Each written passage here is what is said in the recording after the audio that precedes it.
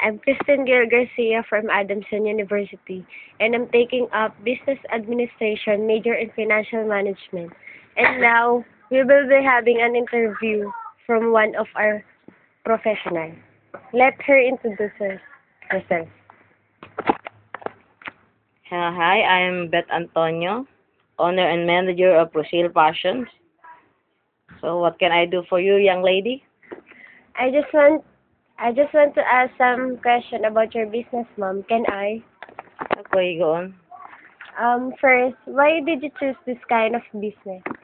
Well, uh, my husband is a tailor and I have some knowledge about sewing dresses. So we put up a small business. And and since when did you engage your business, ma'am? It's about 2 years ago. How did you start your business? Simple lang. Small capital.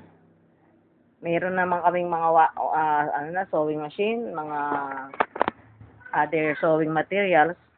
We hire people to help us. Then it goes on. So do you have employees? How did you manage them?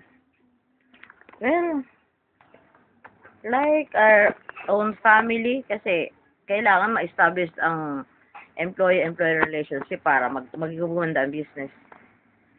So, have you encountered any conflict with your customer? How did you do to solve it, ma'am?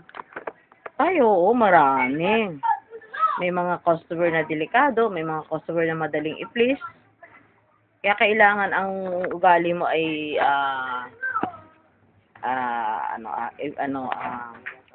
kailangan laging what I mean is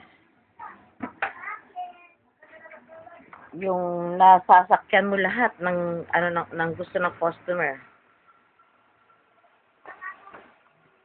Are you planning to expand your business? How will you do that?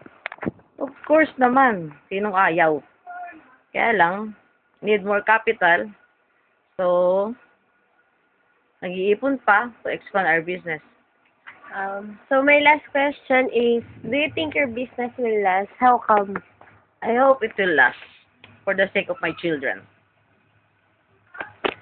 So that's all, ma'am. Thank you for your time. You're welcome.